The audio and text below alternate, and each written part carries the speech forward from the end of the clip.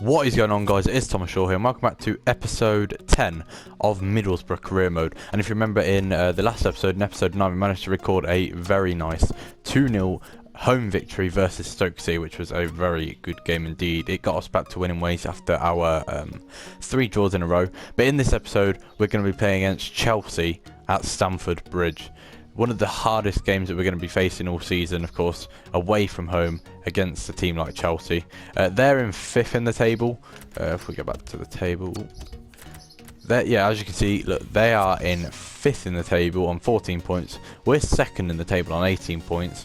We've got the best goal difference and we've conceded the least amount of goals. I think we need to start scoring a few more goals, if I'm honest, because we've only got 12, but that is about the same amount of as the people actually up there with us. But yeah, without further ado, let's jump straight into this game, which is, as I said, going to be one of the toughest ones that we're going to be facing all season. We're going to sit with the same lineup, I think. So we're going to have Agazi in goal, Fred left back with Espinoza and Ayala centre backs, Callas right back, Keita and Mendy as CDMs, Fabrini on the left with Fisher still out, Down and Cam after his fantastic performance, Adoma right mid, and Mbakogu up front. So yeah, let's jump straight into this match. Alright, so here we are then, jumping straight into this match at Stamford Bridge against Chelsea. As I said, it's going to be one of the toughest games of the season. Let's see, it looks like they've got pretty much the same lineup that they have in the actual league, so it doesn't look like they're playing any new signings that they've made, but we will see. No, I don't think they are. So yeah, let's jump straight into this match. They've got kick-off, which is well, it doesn't really matter.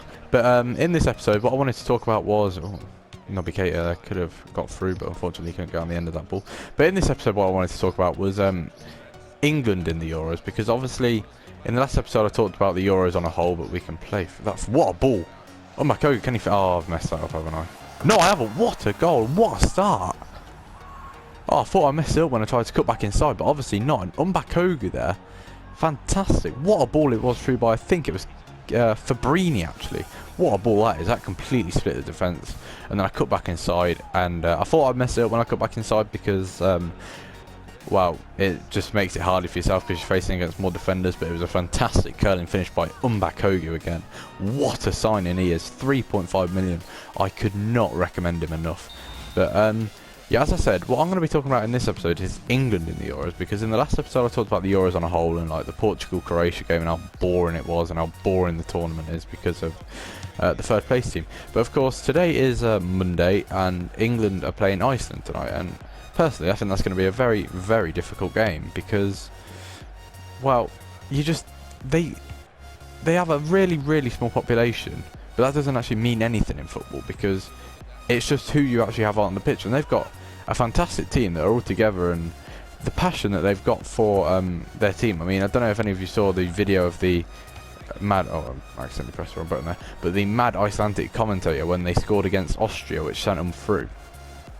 That just, I think that's fantastic. I don't know what they were passing that back there for, but I just think that the passion that that guy showed in that piece of commentary was absolutely fantastic. It's just, I wish that English commentators would be like that, because we're not. I mean, I think we expect, because we've got a manager in Roy Hodgson who just, let's be honest, he doesn't have a clue, does he? He plays, I mean, in our last group game, we needed a win to come top of the group, and then we would get an easy ride through the knockout phases, and then, you know, we were looking good for the semis. But Roy Hodgson, what a scoop down that was, can he put across? And he can. But Roy Hodgson decides, no, I don't think I'm going to stick with the same lineup that's been doing us. Well, it's been playing pretty well, you know, a draw and a win. Maybe the Russia goal at the end was a bit unfortunate because I don't think we deserved it the way we played. But he decides, no, I'm going to make 6 changes for this game because I think that we should rest players in what is pretty much going to be the make or break of our tournament, because if we don't win this, then we're going to get the hard route through when we get past the groups. And of course it didn't pay off at all because we got a 0-0 draw. We just did not look good in that game at all. I mean, we got through a few breaks. I mean, we were dominating possession, but that's what we usually do. We just couldn't find the killer pass, and then when we did, none of our players managed to get a shot away, and when we did, they just went sky high over the bar, and it's like we were taking. I mean, Dele Alli, he was taking a few desperate shots. Like, you could just tell how bored he was playing in the way that we were playing that night, and he was just taking a few pot shots when he came on from the edge of the box. They were flying over the bar, and it's just. I don't think it shouldn't be like that. I mean, Roy Hodgson, apparently he's in talks to extend his contract. Oh, just wide. Penalty. Oh, it is. Oh, nice. I didn't expect that to be a penalty at all, because I got the shot away, but I want to see that tackle again. Is it a penalty? Oh, that is a penalty. That is. Oh, God. I don't know what Zuma was doing there, but we will have. Who's the best penalty taker? I imagine it'll be Mbakogu. Yeah, I think it is. So, yeah, we'll have Mbakogu absolutely strike this into the top left corner. What a penalty. I said that before I'd even gone in because I had such confidence in him.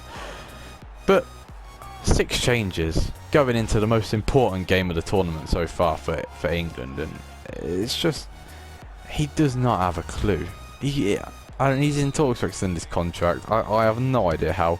Yeah, alright, maybe we got through the qualifying stages for this tournament with a 100% record, but still, we're not doing the dirty work at the tournament. We went out of the Brazil World Cup, bottom of our group. Costa Rica beat us in the group. It's just, how can a team like Costa Rica beat a team like England? England, the country, the home of football, and a team like Costa Rica are beating them. It's just, that's just pathetic. Well, in fact, I take that back because the Costa Rica game was actually a draw, but they beat them in the group, and I think Costa Rica ended up finished top of the group, I think. But it's just, that's just not right. We had fantastic players going into that tournament. Yeah, all right, maybe we had players like Steven Gerrard, I think, was playing. Maybe he was getting on a bit, but still, he's a fantastic player, and he can pick out a pass when he needs to pick out a pass. But it's just stupid. But anyway, in this game, half time, 2-0 up. It's been a fantastic half. They've just had absolutely nothing. And we'll have a quick look at these stats, match facts. They've had no shots. We've had 5. They've had none on target. Obviously, we've had 4 on target. Like it's been in every game this season. They've had, well, more possession than this. They've had 59%. We've had 41%. They've made 5 tackles. We've made 3. They've committed 1 foul, which is obviously the penalty. We've committed none. There have been no cards, no injuries, no offsides, and we have had 1 corner. We've had an 80% shot accuracy. They've had a 93% pass accuracy, which is not bad. We've had a 78 pass accuracy, which will do, but it doesn't matter because we're 2-0 up, and that is all that counts in a game of football. So let's jump straight into the second half. Right, here we go then, jumping straight into the second half. We've got kick-off, and continuing with the England theme, which I was talking about. I've just heard this morning that, before I started recording this actually, that Raheem Sterling is going to be recalled for the Iceland game tonight. How? He has been absolutely abysmal all tournament. He got dropped in the game before, which was completely deserved.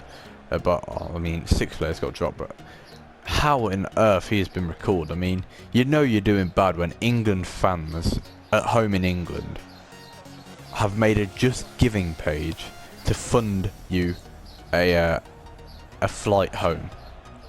That is when you know that you are doing absolutely dreadfully in the tournament. And Roy Hodgson, yet again, like I've already said, he goes with the big names. He doesn't go on form. I mean, like, players like Jamie Vardy, 24 goals he got last season, and he's been starting on the bench. Yeah, he came off the bench against Wales and got a goal, and he started against Slovakia, is it?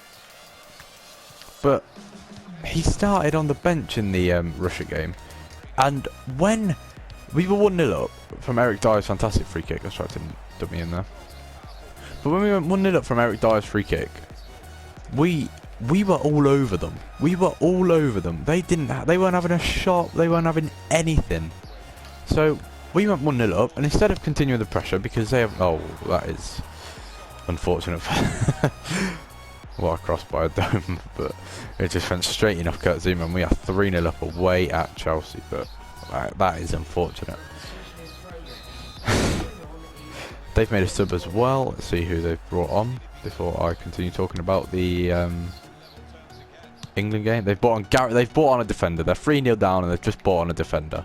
And Pedro. Fair enough.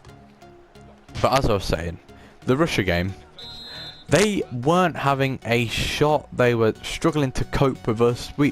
Like it's been in every single game in this tournament for us, apart from that second half in the Wales game when we absolutely dominated and we were just all over them. Can we flick that past him? We can. Is he going to get that? No, he's not. But Roy Hodgson decides that, oh, we're 1-0 up. We may be dominating them up front, but no, we want to stick with this 1-0. Get ourselves a victory on the board. So I'm going to bring on holding midfielders because I'm boring. Is literally what must have been going through his mind. Because we were all over them. We were absolutely dominating attacks. We were doing absolutely everything. They were doing absolutely nothing.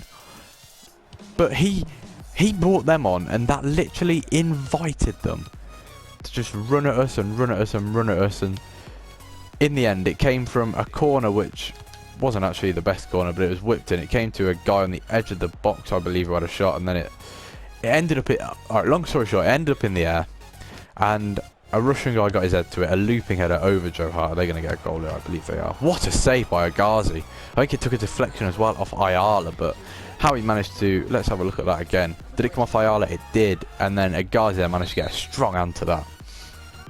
But like, it just invited them, and then it just invited them, and then they got a corner, and then from that corner we could be in here. Let's go. Oh, Cater, well played. Can he get there? Another heavy touch. That's got to be a foul, hasn't it? Oh, you got the ball working. Fair enough.